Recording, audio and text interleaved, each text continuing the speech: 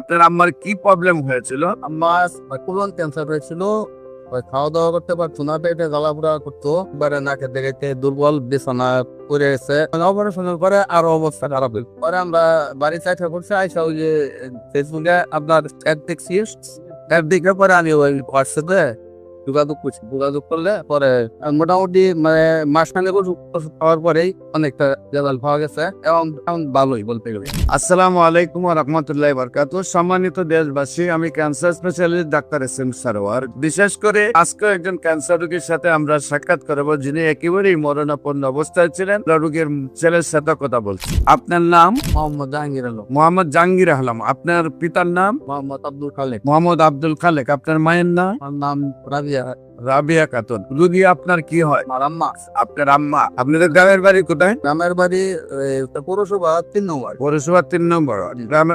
পৌরসভার নাম কি? বালুকা পৌরসভা। বালুকা পৌরসভা। Post office? Post office Baluka. থানা? থানা বালি। জেলা হলো ময়মনসিংহ। ময়মনসিংহ। আপনার আম্মার কি প্রবলেম হয়েছিল? আমার কোলন ক্যান্সার হয়েছিল। খাওয়া দাওয়া করতে পারতো না, পেটে জ্বালাপোড়া করতো, একবারে নাকে দেখে দুর্বল, বিছানা পড়ে গেছে। 2-3 জনের বেড়া চলাফেরা করার লাগে। পরে সকালে নিয়ে গেছি ময়মনসিংহ মেডিকেলে। ওইখানে ওরা টেস্ট করে বলতেছে যে, পরে রিপোর্ট দেখে বলছে যে কোলন ক্যান্সার। আপনার যখন একেবারে বিছানায় পড়ে গেছে, যখন ডাক্তার কাছে নিয়ে যাওয়ার পরে ডাক্তার টেস্ট করে বলতেছে আপনি কোলন ক্যান্সার। তারপরে পায়খানা কি ক্লিয়ার হইতো? না, পায়খানা ক্লিয়ার। ক্লিয়ার হয়। তারপর ডাক্তারে কি করলেন? তারপরে বলছে যে অপারেশন করা লাগবে। অপারেশন করলে রোগী মানে বাঁচতেও পারে, মারাও যেতে পারে, এটা গ্যারান্টি।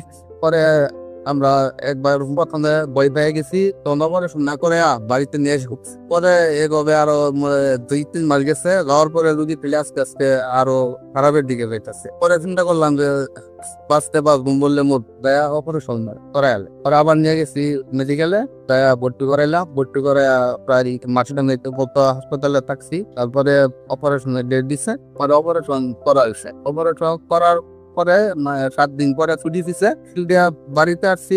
বাড়িতে আসার পরে মানে অপারেশনের পরে আরো অবস্থা খারাপ হইল এবং আরো মরার অবস্থা। পরে আবার গেছি ডাক্তার এনে, ওরা তখন কিছু বলে যে ক্যান্সার, এটা ক্যান্সারের চিকিৎসা আলাদা ভাবে নির্লাগ কিছু। আমরা তো ভাবছি যে অপারেশন করা হয়েছে মানে এটা রোগ শেষ, ভালো হয়ে গেছে।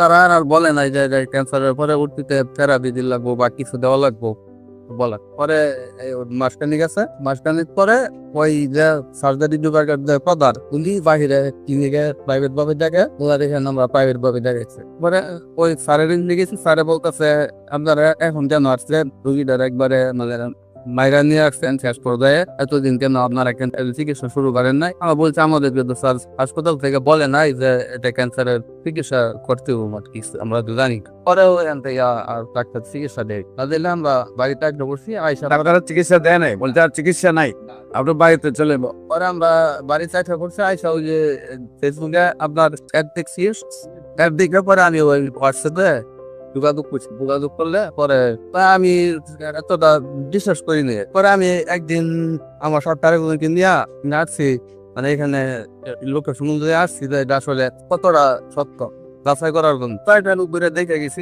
দেখছি যে না ঠিক আছে। তারপরে 1 সপ্তাহ পরে আমি আমাকে নিয়ে আসছি, আর 4 মাস আগে। মোটামুটি মানে মাসখানেক ওষুধ খাওয়ার পরেই অনেকটা রেজাল্ট পাওয়া গেছে এবং মোটামুটি এখন ভালোই বলতে গেলে। আপনি আল্লাহ রসের সম্মতে নিয়মিত 4 মাস ওষুধ খাওয়াইছেন, এখন ভালো আছেন উনি। সম্মানিত দেশবাসী, বিশেষ করে আপনারা জানেন কোলন ক্যান্সার এটা হলো সবচেয়ে বেশি প্রবলেম, যেটা হলো বায়ু পথে যখন বাথরুম আসে না, জ্বালা যন্ত্রণা ব্যথায় মানুষের 1 ঘন্টাও বসে থাকার সুযোগ থাকে না।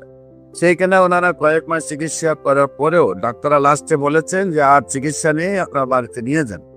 রোগী একেবারে বিছানায় পড়া অবস্থায় আমার শরণাপন্ন হন এবং আল্লাহর রসের সহমতে এখন 4 মাস চিকিৎসা হয়েছে, সুন্দরভাবে সুস্থ হয়েছে। বিশেষ করে আপনাদেরকে বলবো, আপনারা প্রায় আজ থেকে 20 বছর আগে যে সব রোগীগুলো সুস্থ হয়েছে তাও আমাদের প্রমাণ রয়েছে। আপনারা যে কোনো সময় যারা মনে করেন যে ক্যান্সার ভালো না, সেই সকল ডাক্তারদেরকে, বিশেষ করে সরকারি রেজিস্টার্ড ডাক্তার যারা আছেন তাদেরকে বলবো আসুন আমাদের সহযোদ্ধা হিসেবে, আমরা আপনাদেরকে সহযোদ্ধা হিসেবে নিয়ে কাজ করতে চাই।